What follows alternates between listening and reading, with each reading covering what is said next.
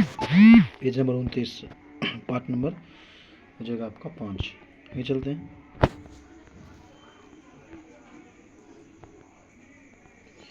कहता है कि प्रसिद्ध ओणम त्यौहार किस राज्य में? ओणम हो जाएगा आपका तमिलनाडु में, ओणम केरल हो जाएगा। आगे है यूनेस्को का मुख्यालय कहाँ है? यूनेस्को का मुख्यालय जो आपका पेरिस में है। यूनेस्को का मुख्यालय पेरिस में। यूनेस्को का फुल फॉर्म होता है कि the United Nations Educational Scientific and Cultural Organization. याद रखिएगा, the United Nations Education Scientific and Cultural Organization होता है। यूनेस्को की स्थापना जो था ना 16 नवंबर 1945 को किया गया था। यूनेस्को की स्थापना 16 नवंबर 1945 को किया गया था। कलिंग पुरस्कार विज्ञान को बढ़ावा देने के लिए विज्ञान के क्षेत्र में दिया जाता है। नाटो का मुख्यालय ब्रुसेल्स में है। अफ्रीकी एकता संगठन का मुख्यालय अदिस अबाबा है। ओपेक का मुख्यालय वियना ऑस्ट्रिया में है। आगे है ओपेक जो है तेल निर्यातक देशों का एक संगठन है। आगे है कि भारत की आर्थिक राजधानी किससे कहा जाता है? भारत की आर्थिक राजधानी जो कहता है ना हैदराबाद मुंबई कहा जाता है। भारत का आर्थिक राजधानी मुंबई कहा जाता है। अब आगे भारत की आर्थिक राजधानी मुंबई है। मुंबई महानगर सॉल्ट द्वीप पर स्थित है। भारत की राजनीतिक राजधानी नई दिल्ली है। भारत की सांस्कृतिक राजधानी वाराणसी है। आगे कि थाईपुसम त्यौहार कहाँ मनाया जाता है? थाईपुसम त्यौहार जो है आपका तमिलनाडु में मनाया जाता है। कहता है कि थाईपुसम त्यौहार तमिलनाडु में मनाया जाता है। इस त्यौहार को पुष्प तारा के साथ संबंध जोड़ करके मनाया जाता है। यह त्यौहार भगवान मुरुगन की सराहना करने के लिए मनाया जाता है। कौन? थाईपुसम तमिलनाडु में। भगवान मुरुगन को भगवान शिव का पुत्र माना जाता है, मुरुगन को। उगादि त्यौहार आंध्र प्रदेश और कर्नाटक के नववर्ष के रूप में मनाया जाता है। उगादि आंध्र प्रदेश और कर्नाटक में, ओणम केरल में। आगे चलते हैं।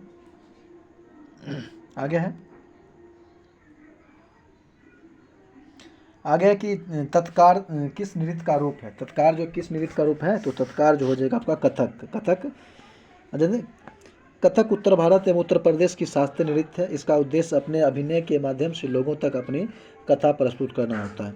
कथक शास्त्रीय नृत्य में पैरों में बंधे घुंघरुओं से जो ध्वनि की उत्पत्ति होती है उसे तत्कार कहते हैं। तत्कार के द्वारा नर्तक विभिन्न लयकारियों एवं बलों को प्रस्तुत करता है। कथक शास्त्रीय नृत्य के आरंभ करने के तरीकों को ठाठ कहते हैं। क्या बोलते हैं? ठाठ। अब आगे यूनिसेफ का मुख्यालय कहाँ है? यूनिसेफ का मुख्यालय आपका जिनेवा और न्यूयॉर्क है। यूनिसेफ का मुख्यालय कहाँ है? न्यूयॉर्क में। याद रखिएगा, यूनिसेफ का मुख्यालय न्यूयॉर्क में। यूनिसेफ की स्थापना 11 दिसंबर 1946 को किया गया था। यूनिसेफ का फुल फॉर्म होता है United Nations International Children's Emergency Fund होता है। यूनिसेफ का मुख्यालय कहाँ है? न्यूयॉर्क में। आगे चलते हैं। विश्व मानवाधिकार दिवस 10 दिसंबर को मनाया जाता है। विश्व मानवाधिकार दिवस 10 दिसंबर को मनाया जाता है। राष्ट्रीय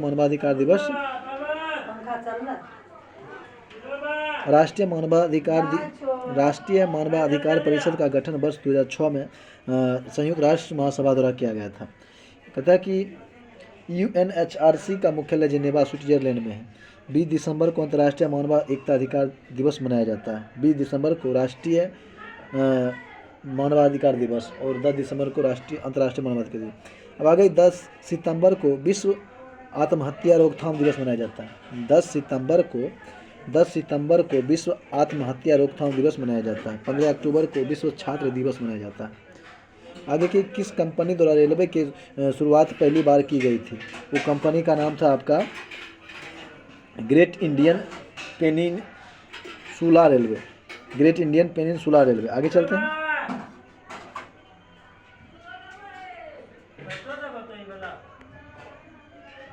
अगर great Indian peninsula railway company द्वारा रेलवे की शुरुआत पहली बार की गई थी। भारत में पहली बार रेल 16 अप्रैल 1953 को मुंबई से थाने के बीच 34 किलोमीटर की दूरी लॉर्ड डलहौजी के समय में चला गया। 16 अप्रैल को भारतीय रेल परिवहन दिवस मनाया जाता है। Great Indian peninsula rail company की स्थापना 1845 में किया गया था। भारत में दूसरी ट्रेन 15 अगस्त 1954 को कोलकाता से हावड़ा के हुबली के बीच चला था। आगे की सरसों अनुसंधान केंद्र कहाँ? तो जानवे करते हैं, सरसों हो जाएगा आपका राजस्थान में। सरसों अनुसंधान केंद्र राजस्थान के भरतपुर जिले में स्थित है। सरसों का वानस्पतिक नाम ब्रेसिका कम्पेट्रीज है। सरसों क्रूसीफेरी कुल का द्विबीजपत्री एक वर्षीय शाक जाति के पौधा है। भारतीय मक्का अनुसंधान संस्थान लुधियाना में है, पंजाब में स्थित है। राष्ट्रीय मखाना अनुसंधान बिहार दरभंगा जिला में पड़ता है। आगे चलते हैं। एशियाई खेलों में बैडमिंटन को पहली बार कब शामिल किया गया था? तो 1962 में। कब? 1962 में। आगे एशियाई खेलों में बैडमिंटन को पहली बार 1962 में शामिल किया गया था। 1962 में चौथे एशियाई खेल का आयोजन इंडोनेशिया की राजधानी जकार्ता में हुआ था। आधुनिक बैडमिंटन का विकास इंग्लैंड में को माना जाता है। बैडमिंटन के लिए सर्वोच्च संस्था इंटरनेशनल बैडमिंटन फेडरेशन की स्थापना 1934 में किया गया था। विश्व बैडमिंटन चैंपियनशिप की शुरुआत 1977 में हुई थी। प्रथम एशियाई खेल का आयोजन वर्ष 1951 में नई दिल्ली में किया गया था। आगे चलते हैं।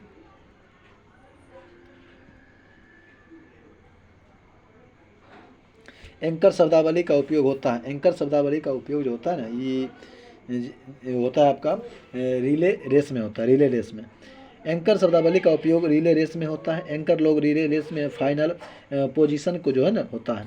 आगे रिले रेस खेल में 4 धावक की एक टीम समान दूरी तय करती है। आमतौर पर 100 मीटर या 400 मीटर की दूरी तय करनी होती है।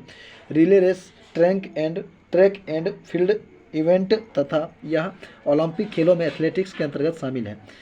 मैराथन दौड़ की कुल दूरी 26.2 मील या 42.195 किलोमीटर होता है। आगे कौन सा मंत्रालय खेल पुरस्कार से के सम्मान से जुड़ा हुआ है? गृह मंत्रालय, युवा मामले और खेल मंत्रालय, यही होगा, युवा और खेल मामले के मंत्रालय के द्वारा। आगे चलते हैं। आगे की युवा मामले और खेल मंत्रालय खेल पुरस्कार के सम्मान से जुड़ा होता है। युवा मामले के मंत्रालय द्वारा ही प्रतिवर्ष राष्ट्रीय खेल पुरस्कार विजेता को घोषणा की जाती है। राष्ट्रीय खेल पुरस्कार के अंतर्गत major Dhyanchand Khel Ratna, Dronacharya award, Arjuna award, Dhyanchand lifetime achievement award आदि अवार्ड प्रदान किए जाते हैं। वर्तमान में मेजर ध्यानचंद खेल रत्न पुरस्कार का सर्वोच्च खेल सम्मान है। पहले इसका नाम राजीव गांधी खेल रत्न पुरस्कार था। पहले खेल किससे संबंधित है? तो पहले खेल जो है आपका फुटबॉल से संबंधित है। पहले खेल का संबंध फुटबॉल से। आगे पहले एक ब्राजीलियन फुटबॉलर थे। पहले के थे ब्राजीलियन एक फुटबॉलर थे। पहले 3 बार की विश्व कप विजेता ब्राजीलियाई राष्ट्रीय टीम के सदस्य थे। 1958, 1962, 1970। 1958, 1962, 1970 याद रखिएगा।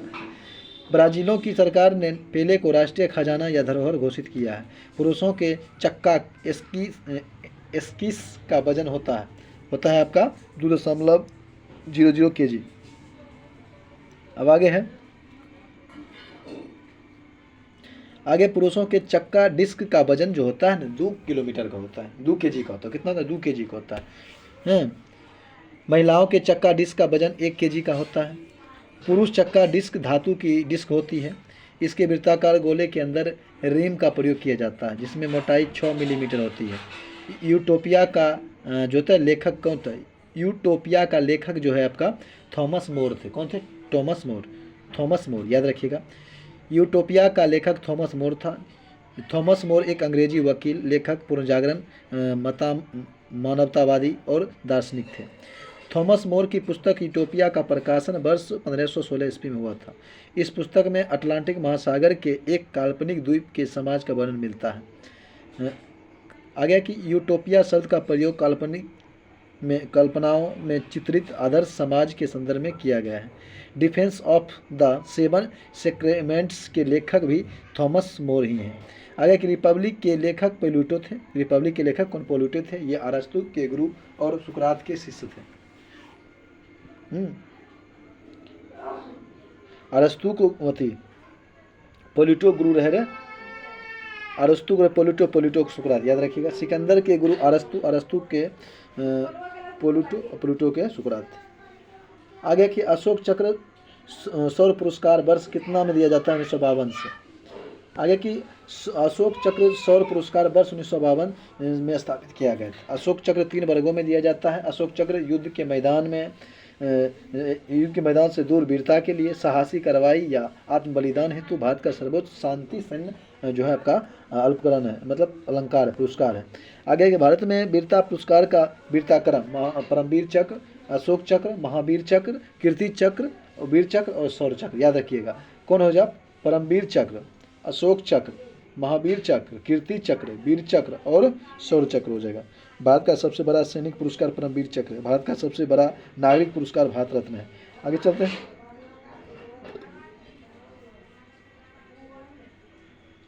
आगे किस दिन को विश्व कैंसर दिवस के रूप में मनाया जाता है? तो 4 दिसंबर को, 4 फरवरी को, 4 फरवरी को विश्व कैंसर दिवस 4 फरवरी को मनाया जाता है।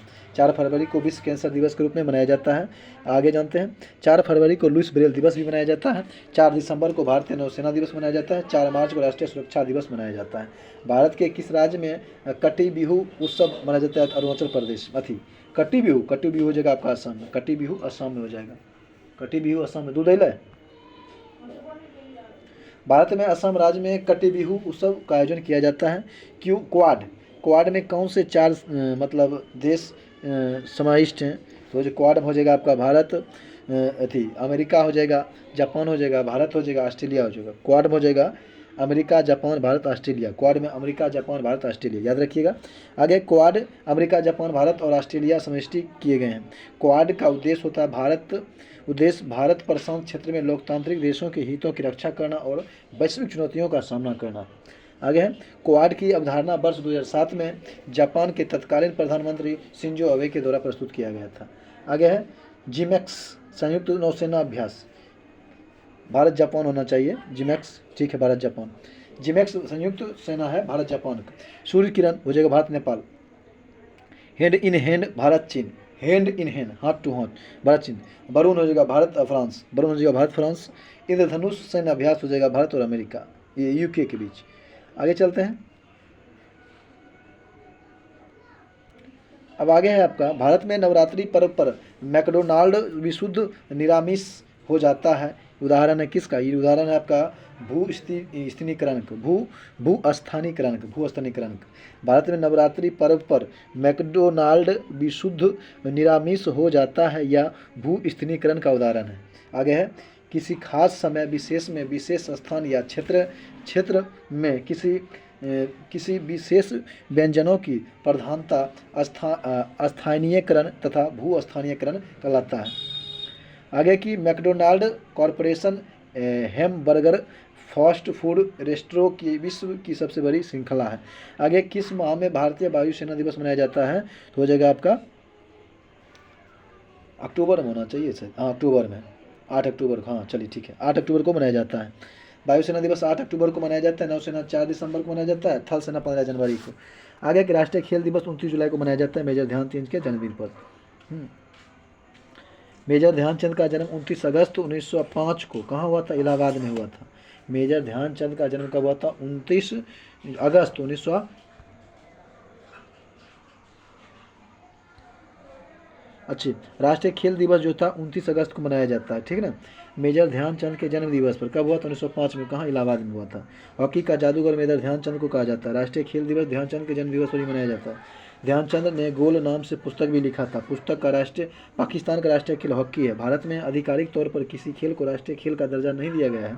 21 जून को अंतर्राष्ट्रीय योग दिवस मनाया जाता है। 29 जुलाई को अंतर्राष्ट्रीय बाघ दिवस मनाया जाता है और 31 अगस्त को मलेरिया दिवस राष्ट्रीय दिवस मनाया जाता है। आगे अब आगे की राजीव गांधी खेल रत्न पुरस्कार की इनाम कितना है? 25 लाख रुपया हो गया। पहले ध्यानचंद पुरस्कार था। आगे है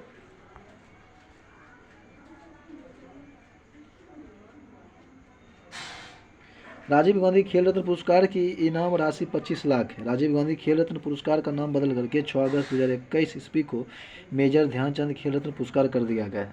अर्जुन पुरस्कार में 15 लाख रुपया दिया जाता है। ध्यानचंद लाइफ टाइम अचीवमेंट पुरस्कार में 10 लाख रुपया दिया जाता है। द्रोणाचार्य पुरस्कार खेल क्षेत्र में नियमित श्रेणी के लिए 10 लाख रुपये का राशि दिया जाता है। द्रोणाचार्य पुरस्कार आजीवन उपलब्धि के लिए 15 लाख रुपये दिए जाते हैं। आगे डेविस कप का संबंध फुटबॉल से, डेविस कप का संबंध टेनिस से। किस जगह? टेनिस से। डेविस कप टेनिस संबंधित। डेविस कप पुरुष वर्ग के टेनिस खेल से संबंधित है। डेविस कप टेनिस में संबंधित महिला वर्ग से संबंधित है। थॉमस कप बैडमिंटन खेल से पुरुष वर्ग से संबंधित है। उबेर कप जो है बैडमिंटन महिला वर्ग के खेल से संबंधित है। विश्व का सबसे तेज धावक हुसैन बोल्ट जमैका के। आगे हुसैन बोल्ट ने विश्व स्तरीय दौड़ प्रतियोगिता में अनेक रिकॉर्ड बनाए एवं ओलंपिक खेल में भी कई पदक जीते थे। महिलाओं के गोल यानी कि शॉट पुट का वजन होता है कितना, ये होता है आपका 4 kg का। हाँ, आगे खुली प्रतियोगिताओं में पुरुषों के शॉट पुट का वजन 7.26 किलोमीटर होता है। 7.26 पुरुष खातिर, महिला खातिर 4 kg। आगे महिलाओं के शॉट पुट का वजन 8.8 पाउंड का होता है।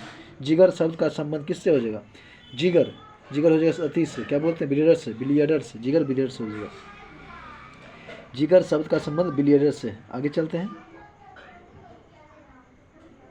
बिलियर्डर खेल का संबंध शब्दावली हो जाएगा stretch, screw back, short jenny, spot stroke, bolting, hazard, long jenny, cue break point, in luck या इन ऑल या कैंसा आदि हो जाएगा। कहता है कि हैकिंग के लिए किसी यूजर का पासवर्ड पता करना कहलाता है, क्या कहलाता है, स्पैमिंग, कहता है स्पूमिंग, क्या स्पूमिंग कहलाता है, स्पूमिंग। हैकिंग के लिए किसी यूजर का पासवर्ड पता करना स्पूमिंग कहलाता है, हैकिंग के लिए स्पूमिंग कहलाता है। कहता है कि स्पिनिंग प्रक्रिया में सभी डाटा पैकेट्स को मॉनिटर और कलेक्ट किया जाता है जो कि एक कंप्यूटर नेटवर्क से होकर गुजरते हैं। स्पिनिंग की प्रक्रिया को करने के लिए पैकेट सनीफर्स का इस्तेमाल किया जाता है। किसी विज्ञापन को ईमेल, कॉल और मैसेंजर से बार बार किसी को भेजे जाने को स्पैम कहते हैं। स्पैमिंग को जंक ईमेल नाम भी जाना जाता है। अधिक परिष्कृत स्पैमिंग को सिफिंग कहा जाता है। अब आगे कि स्टोरेज की सबसे बड़ी इकाई कौन सी होती है, वो होता है आपका टेराबाइट। क्या होता है, टेराबाइट। विकल्प के अनुसार टेराबाइट स्टोरेज की सबसे बड़ी इकाई होती है। आगे 1024 बाइट बराबर 1 KB, 1024 बाइट बराबर 1 KB, 1024 KB 1 मेगाबाइट, 1024 KB। फिर हल्ला करे लगले रे, फिर आइयो रे, चलो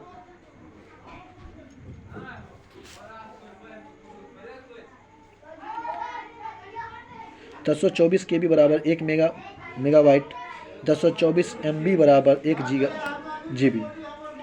1024 MB बराबर 1 GB, 1024 GB बराबर 1 TB, 1024 TB बराबर 1 PB, 1024 PB बराबर 1 EB, 1024 EB बराबर 1 ZB, 1024 EB बराबर 1 ZB, 1024 ZB बराबर 1 YB। आगे चलते हैं। अब आगे की इंटीग्रल कोच फैक्ट्री परम्बूर तमिलनाडु में, परम्बूर पड़ता है तमिलनाडु में। चलिए आगे चलते हैं।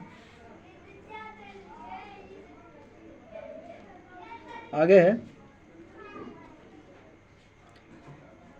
आगे की इंटीग्रल कोच फैक्ट्री परम्बूर तमिलनाडु में पड़ता है ना। आगे की 2 अक्टूबर 1955 को पंडित जवाहरलाल नेहरू द्वारा इंटीग्रल कोच फैक्ट्री पेराम्बूर में उद्घाटन किया गया था। पेराम्बूर चेन्नई के पास तमिलनाडु में स्थित है। पेराम्बूर स्थित इंटीग्रल कोच कारखाना विश्व में सर्वाधिक रेल कोच फैक्ट्री बनाने का विश्व रिकॉर्ड बना चुका है।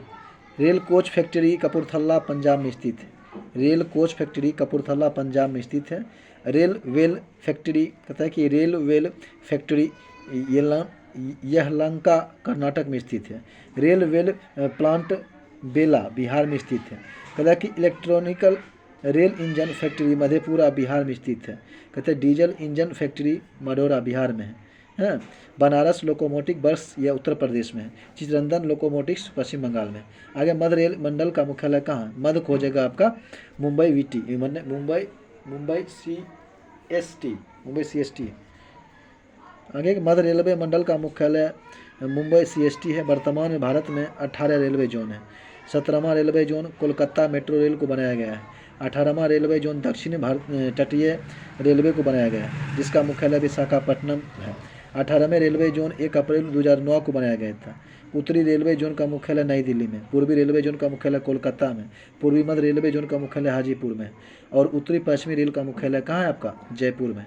अब आगे सड़क सीमा संगठन की स्थापना कब की गई थी, ये किया गया था 1960 में। BRO Border Roads Organization, BRO की स्थापना 7 मई 1960 को किया गया था। सही बात है। BRO भारत सरकार का एक सड़क निर्माण इकाई है। सीमा सड़क संगठन भारत सरकार के रक्षा मंत्रालय के स्वामित्व में एक संवैधानिक निकाय है। BRO भारत के सीमावर्ती क्षेत्रों में मित्रवत पड़ोसी देश है। आगे चलते हैं। आगे की सड़क नेटवर्क का विकास और रखरखाव करता है। BRO का मुख्यालय नई दिल्ली में है। राष्ट्रीय राजमार्ग का निर्माण और रखरखाव भारत सरकार के द्वारा किया जाता है। राज्य मार्ग का निर्माण और रखरखाव का दायित्व राज्य सरकार को ही होता है। आगे की वर्ल्ड इकोनॉमिक आउटलुक का प्रकाशन किस संस्था के द्वारा किया जाता है? तो किया जाता है आपका विश्व व्यापार संगठन अंतर्राष्ट्रीय मुद्रा कोष के द्वारा, IMF के द्वारा, IMF के द्वारा किया जाता है, अंतर्राष्ट्रीय मुद्रा कोष के द्वारा किया जाता है। आगे मानव पूंजी सूचकांक विश्व बैंक द्वारा जारी किया जाता है। मानव पूंजी सूचकांक जो है विश्व बैंक के द्वारा जारी किया जाता है। मानव विकास सूचकांक UNDP द्वारा तैयार किया जाता है, यूनाइटेड नेशन डेवलपमेंट प्रोग्राम के द्वारा। आगे की वर्ल्ड डेवलपमेंट रिपोर्ट विश्व बैंक द्वारा जारी किया जाता है। आगे एस्वेथलिंग कप किस खेल से संबंधित? कहते हैं कि एस्वेथलिंग कप किस खेल से संबंधित है? तो हो जाएगा टेबल टेनिस से।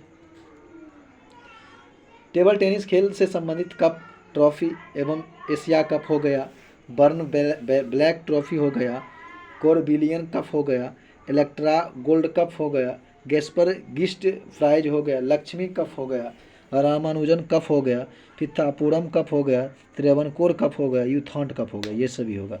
आगे टेबल टेनिस खेल में मेज का आकार आयताकार होता है। टेबल टेनिस खेल का जन्म स्थान इंग्लैंड को माना जाता है। आगे 1926 ईस्वी में इंटरनेशनल टेबल टेनिस एसोसिएशन की स्थापना की गई थी। आगे की निम्नलिखित में से कौन सा देश सार्क का सदस्य नहीं है? तो देखिए कौन नहीं है, अफगानिस्तान है, भूटान है, मालदीव है, ईरान नहीं है। आगे चलते हैं। सार्क का मुख्यालय जो है ना आपका काठमांडू पड़ता है। आगे सार्क का स्थापना जो किया गया था आपका वो 7 से 8 दिसंबर 1985 किया गया था। चल रहे थे, पहले जानते हैं क्या है इस प्रश्न के ऊपर चर्चा किया गया। नाटो का मुख्यालय ब्रुसेल्स में है। 1949 में स्थापना हुआ। आसियान मुख्यालय जकार्ता 1967 में। नाटो का मुख्यालय भी ब्रुसेल्स में। नाफ्टा गठन 1992 में किया गया था, आसियान के 67 में।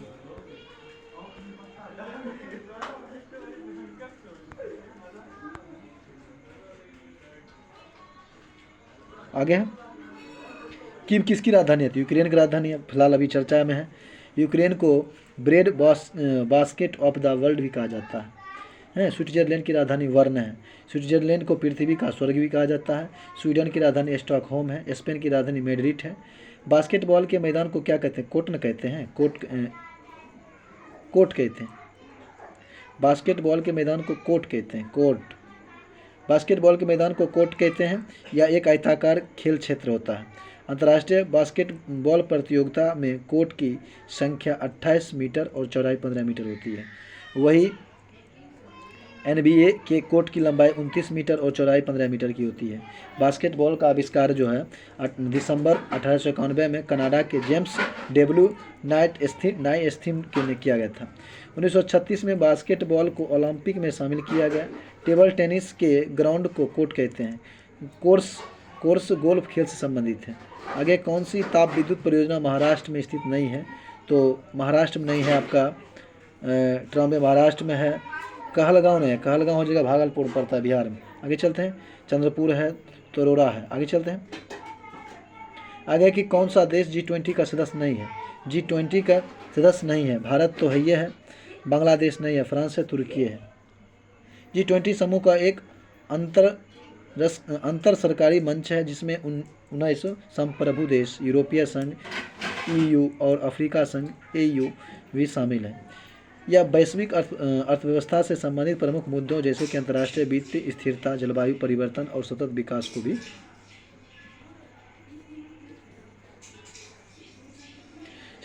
संबोधित करने के लिए काम करता है। वर्तमान में इसके सदस्य देश कितने हैं? 21 को हैं। अर्जेंटीना हो जाएगा, अर्जेंटीना, ऑस्ट्रेलिया, ब्राज़ील, कनाडा, चीन, जर्मनी, फ्रांस। कौन कौन? अर्जेंटीना, ऑस्ट्रेलिया, ब्राज़ील, चीन, Canada, France, Germany, Bharat, Indonesia, Italy, Japan, Mexico, दक्षिणी कोरिया, सऊदी अरब, दक्षिणी अफ्रीका, तुर्की, यूनाइटेड किंगडम, संयुक्त राज्य अमेरिका, यूरोपीय संघ, अफ्रीकी संघ। टोटल 21 देश हैं। आगे की नाफ्ता झाकरी जल विद्युत परियोजना कहाँ? हिमाचल प्रदेश में होगा। चलिए ठीक है। आगे की हिमाचल प्रदेश में यह परियोजना सतलुज नदी पर है। आगे की अंतर्राष्ट्रीय शांति दिवस कब मनाया जाता है? अंतर्राष्ट्रीय शांति दिवस जो है 21 सितंबर को मनाया जाता है। 21 सितंबर को मनाया जाता है अंतर्राष्ट्रीय शांति दिवस। अंतर्राष्ट्रीय शांति दिवस 21 सितंबर को मनाया जाता है। आगे चलते हैं। हाँ, आगे कि इस दिन को मनाने का मकसद है कि सभी देशों और लोगों के बीच शांति के आदर्शों को मजबूत करना है। संयुक्त राष्ट्र महासभा ने साल 1981 में इस दिन की स्थापना की है। पहला अंतर्राष्ट्रीय शांति दिवस 21 सितंबर 1982 को मनाया गया था। अब बड़े स्क्रीन पर जेम्स बॉन्ड की भूमिका निभाने वाले प्रथम अभिनेता कौन थे? तो वो थे आपका शॉन कॉनेरी। कौन थी? Shawn Connery. जेम्स बॉन्ड एक काल्पनिक किरदार है। जेम्स बॉन्ड एक काल्पनिक किरदार है। इस किरदार को 1953 में ब्रिटिश लेखक इयॉन फ्लेमिंग ने रचा था। यह एक ब्रिटिश सीक्रेट सर्विस एजेंट है। इसका कोड नेम जो है 007 है। यह MI6 का एजेंट है। आगे चलते हैं।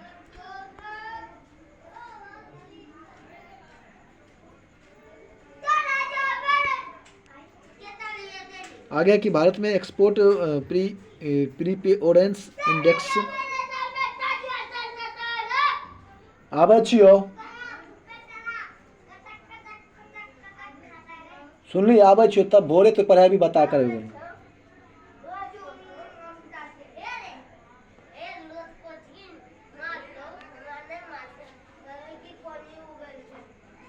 भारत में एक्सपोर्ट प्रीपेड एंड्स इंडेक्स जो है निर्यात तैयारी सूचकांक का प्रकाशन कौन करता है? ये करता है नीति आयोग। हिंदी प्लस हिंदी। आगे कि बगधाम शब्द का कौन सा संधि विच्छेद सही हो जाएगा? बगधाम तो वधु जोर आगम उन्हें वधु आगमन वधु जोर आगमन होगा। आगे कि गुरु दक्षिणी शब्द में कौन सा समास? गुरु को दिया जाने वाला दक्षिणा तत्पुरुष समास हो जाएगा। गागर में सागर भरना मतलब थोड़े शब्दों में अधिक कुछ कह देना। आगे चलते हैं। कहता है कि बोस्कियाना गुलजार पर एक हिंदी पुस्तक किसके द्वारा रचित किया गया था? तो हो जाएगा आपका यशवंत व्यास के द्वारा। आगे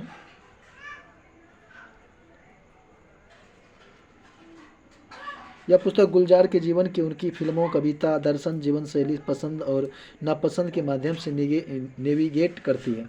इसका संपादन यशवंत व्यास ने किया था। कथा कि अति सूधो स्नेह को मारो मागर हे जहो नेक सयानप बाक नहीं पति में रेखांकित शब्द का अर्थ क्या हो जाएगा? ये हो जाएगा आपका तकनीक भी चतुराई।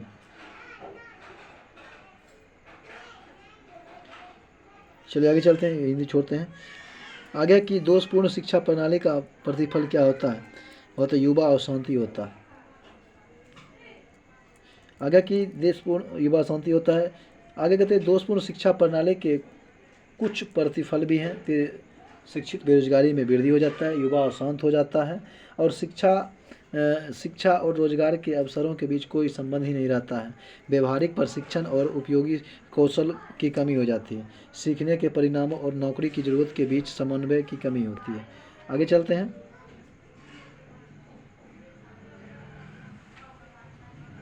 आगे निम्न गुणवत्ता वाली शिक्षा और पुराने पाठ्यक्रम की समस्याएं उत्पन्न होती है। प्रत्येक पेशे में उपयुक्त कार्यबल का अभाव होता है। युवाओं में पेशे के प्रति सकारात्मक सोच नहीं बन पाता है। युवाओं में नैतिक मूल्यों का पतन हो जाता है। वर्तमान शिक्षा प्रणाली हमें श्रम की गरिमा नहीं सिखाती है। जब समाज सभी नियमों को मापदंडों के साथ पालन करता है तब उसे क्या कहते हैं? समाजीकरण कहते हैं। समाजीकरण वह प्रक्रिया है जिसके माध्यम से मनुष्य समाज के विभिन्न व्यवहार, रीति रिवाज, गतिविधियाँ इत्यादि सिखाता है।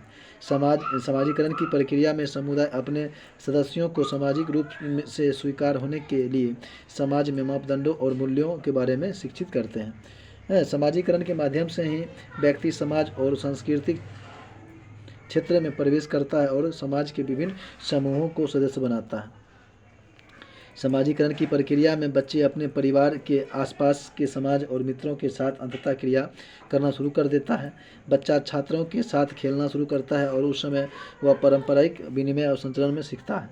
कहता है कि अनुकरण समाजीकरण की प्रमुख पीढ़ी है। बच्चा जब छोटा होता है तब वो अपने आसपास जो कुछ देखता है उसे अनुकरण कहते हैं। अब आगे है समाजीकरण के प्रकार। समाजीकरण के प्रकार जान लेते हैं क्या है। अब आगे समाजीकरण के प्रकार, प्राथमिक समाजीकरण, द्वितीयक समाजीकरण और विकासात्मक समाजीकरण। अब कहता है कि प्राथमिक समाजीकरण परिवार के सदस्य हो जाएगा, रिश्तेदार हो जाएगा। समाज के द्वितीयक समाजीकरण होगा स्कूल, पड़ोस, सरकार, मीडिया, सहकर्मी, समूह, समाज के नियम है। उदारीकरण क्या है, इसका मतलब है कि आर्थिक विकास को बढ़ावा देने के लिए आर्थिक नीतियाँ या नियमों को प्रशासनिक नियंत्रणों, प्रक्रियाओं आदि में ढील देना या उन्हें हटा देना। उदारीकरण की प्रक्रिया के तहत सरकार अर्थव्यवस्था के प्रतिबंधों को दूर करती है और उन्हें विभिन्न क्षेत्रों से मुक्त भी करती है। उदारीकरण से यह लाभ मिलते हैं कि आर्थिक उदारीकरण से पूंजी और साधन संपन्न राष्ट्र आर्थिक तौर पर पिछले देशों के साथ व्यापारिक संबंध स्थापित करते हैं। इससे गरीब देशों की पूंजी का प्रभाव होता है। आर्थिक उदारीकरण से उपभोक्ता वर्ग को सबसे बड़ा लाभ मिलता है। घरेलू उद्योग के बीच प्रतिस्पर्धा बढ़ जाती है। आगे है विदेशी व्यापार को प्रोत्साहित होता है। विदेशी पूंजी और प्रौद्योगिकी बढ़ती है। देश के वैश्विक बाजार की सीमाओं में विस्तार होता है। भारत में उदारीकरण, निजीकरण और वैश्वीकरण के लिए एलपीजी नीति 1951 में लागू किया गया था। हाँ, आगे इस नीति के तहत निजी व्यक्तियों और व्यवसायियों को विदेशी व्यापार में भाग लेने की अनुमति मिली। आगे चलते हैं। निजीकरण यह एक आर्थिक प्रक्रिया है। इसके तहत सार्वजनिक क्षेत्र के उपक्रम, औद्योगिक संस्थान और इकाइयों को निजी क्षेत्र में स्थानांतरण किया जाता है। निजीकरण का मतलब है कि सार्वजनिक स्वामित्व के अंतर्गत आने वाले उद्योगों और कंपनियों को निजी स्वामित्व के अंतर्गत लाना। निजीकरण की सर्वविदित पद्धति आम जनता को सार्वजनिक उपक्रम की इक्विटी बेचना है। इसे ही निवेश कहते हैं। यह पूर्णतः या आंशिक हो सकता है। निजीकरण के उद्देश्य कहते हैं कि निजी निवेश को आकर्षित करना होता है, आर्थिक विकास को प्रोत्साहित करना होता है और गैर महत्वपूर्ण सार्वजनिक क्षेत्र के उद्योगों में लगी बड़ी धनराशि को समाज की प्राथमिकताओं में सर्वोपरि क्षेत्र में लगाना होता है।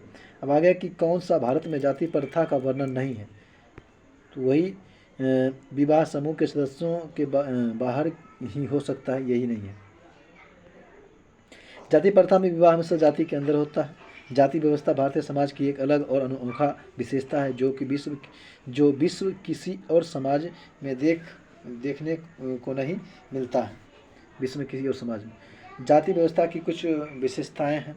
जाति व्यवस्था में जन्म के आधार पर रैंकिंग होती है।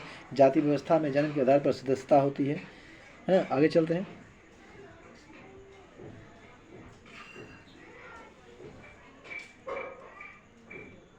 जाति व्यवस्था में वंशानुगत सदस्यता होती है। जाति व्यवस्था में प्रत्येक व्यक्ति की जाति हमेशा के लिए अस्थायी हो जाता है। जाति व्यवस्था में अंतर्विवाह होता है। जाति व्यवस्था में निश्चित व्यवसाय होता है। जाति व्यवस्था में श्रमिकों का अस्वाभाविक विभाजन हो जाता है। जाति व्यवस्था में विभाजित वर्गों को एक दूसरे से ऊंचे नीचे माना जाता है। जाति व्यवस्था में खान पान और सामाजिक व्यवहार संबंधी प्रतिबंधी भी होता है। जाति व्यवस्था में प्रेस के चुनाव में पूर्ण स्वतंत्रता का अभाव होता है। अब आगे की निम्नलिखित में से समूह का उदाहरण कौन सा हो जाएगा, आपका हो जाएगा रेलवे। परिवार के सदस्य, समूह में आता है परिवार के सदस्य। परिवार के सदस्य में समूह का उदाहरण नहीं है। परिवार समूह का उदाहरण है, जबकि परिवार का सदस्य समूह की इकाई है। एक समूह को अन्य मनुष्य के संग्रह के रूप में भी परिभाषित किया जा सकता है, जो मनुष्य के सदस्यों के रूप में उपेक्षाओं और दायित्वों को स्वीकार करते हैं और एक समान पहचान साझा करते हैं। उदाहरण के लिए समाज को एक बड़े समूह के रूप में देखा जा सकता है। वर्ग संघर्ष की अवधारणा किसने दिया था? वर्ग संघर्ष का अवधारणा जो दिया था स्पेंसर ने दिया, ये थी, किसने दिया था? कार्ल मार्क्स ने। किसने दिया था? वर्ग संघर्ष का कार्ल मार्क्स ने दिया था। कार्ल मार्क्स, किसने? कार्ल मार्क्स ने, याद रखिएगा। वर्ग संघर्ष की अवधारणा कार्ल मार्क्स ने दिया था। उन्होंने अपने मार्क्सवाद सिद्धांत में इसकी व्याख्या की थी। कार्ल मार्क्स ने वर्ग संघर्ष के सिद्धांत को ऐतिहासिक भौतिकवादी पूरक सिद्धांत के रूप में प्रस्तुत किया था। उन्होंने उत्पादन प्रणाली में निहित अंतर्वेदी की अभिव्यक्ति के रूप में वर्ग संघर्ष को दर्शाया। मार्क्स के शब्दों में आज तक के समाज का इतिहास वर्ग संघर्ष का इतिहास रहा। आगे चलते हैं। अब आगे के दुर्खिम के अनुसार आधुनिक समाज में डैश होता है। दुर्खिम के अनुसार आधुनिक समाज में जो होता है सावयवी एकता होता है। जैविक एकजुटता या समावयवी एकता क्या है? या अधिक उन्नत समाजों में व्यक्तियों की एक दूसरे पर निर्भरता पर आधारित सामाजिक सामंजस्य है। यांत्रिक एकजुटता के बारे में जानेंगे। यह आमतौर पर पारंपरिक और छोटे पैमाने के समाजों में संचालित होता है। सरल समाज में एकजुटता आमतौर पर पारिवारिक नेटवर्क के रिश्तेदारों संबंधों पर आधारित होती है। आधुनिक समाजवाद की कुछ विशेषताएं हैं, ये जो है ऐसे है। तार्किकता आधुनिकता की आधारशिला है। तार्किकता जो है आधुनिकता की आधारशिला है। आधुनिक समाज में लोग एक साथ रहते हैं, सही बात है। यह समाज शिक्षा, प्रौद्योगिकी, उद्योग और शहरी जीवन के विस्तार पर आधारित होते हैं। यह एक जटिल संस्कृति है जो समय के साथ बदल रही है। आधुनिक समाज में हर व्यक्ति को अपने हिसाब से जीवन जीने की आज़ादी होती है। आधुनिक समाज में पारंपरिक बंधनों से मुक्त होकर के अपनी जीवन शैली में परिवर्तन करने की आज़ादी होती है। आधुनिक समाज में व्यक्तिवादी सोच और स्वतंत्रता में वृद्धि होता है। आधुनिक समाज में सामाजिक प्रगति और सामाजिक मुक्ति के प्रश्न एवं विचारों पर जोर दिया जाता है। आधुनिक समाज में नौकरशाही व्यवस्था एवं संस्थानों का विकास होता है। आधुनिक समाज में बड़े पैमाने पर संगठनों का निर्माण होता है। आधुनिक समाज में सामाजिक समानता होती है। आधुनिक समाज में परिवर्तन एक विशिष्ट पहचान है। आधुनिक समाज में सामाजिक संरचना, सामाजिक मूल्य तथा व्यवहार की प्रेरणाओं का रूप तार्किक व्यवहारों और सामाजिक समानता एवं गतिशीलता से जोड़े रखता है। वेबर के अनुसार कौन सा परंपरा सत्ता का स्रोत हो जाएगा? तो हो जाएगा आपका प्रथा। क्या हो जाएगा? प्रथा। वेबर के अनुसार प्रथा। वेबर के अनुसार प्रथा हो जाएगा। वेबर के अनुसार सत्ता का संबंध शक्ति से है और वैसे वैध शक्ति को ही सत्ता कहते हैं। आगे चलते हैं।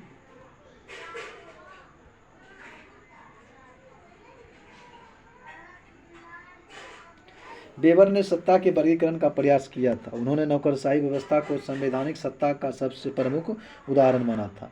वैधानिक सत्ता का स्रोत व्यक्ति की निजी प्रतिष्ठा में निहित नहीं होता है, बल्कि उन नियमों में निहित होता है जिनके तहत वह एक विशिष्ट पद पर आसीन होता है। इस सत्ता का स्रोत स्वयं राज्य के कानून होते हैं और इनका अधिकार क्षेत्र सीमित होता है। अब आगे मैक्स वेबर के अनुसार जो है अधिकार पदाधिकार 3 प्रकार के होते हैं। पारंपरिक, करिश्माई, कानूनी, है तर्क संगत जिसको बोलते हैं। पारंपरिक अधिकार एक प्रकार का नेतृत्व है जिसमें सत्ताधारी सत्ता का अधिकार परंपरा या प्रथा से जुड़ा होता है। करिश्माई अधिकार और साधारण व्यक्तिगत क्षमता द्वारा वैध शक्ति है जो आज्ञाकारिता और निष्ठा को प्रेरित करता है। कानूनी और तर्कसंगत अधिकार एक नौकरशाही अधिकार है जिसमें सरकार जैसे कानून रूप से नियमित कानूनों द्वारा शक्ति को वैध किया जाता है। आगे आमने सामने की अंतक्रिया के संदर्भ में मानव व्यवहार के अध्ययन करें, क्या कहलाता है? ये कहलाता है आपका सूक्ष्म समाजशास्त्र। आमने सामने की अंतक्रिया के संदर्भ में मानव व्यवहार के अध्ययन को सूक्ष्म समाजशास्त्र कहते हैं।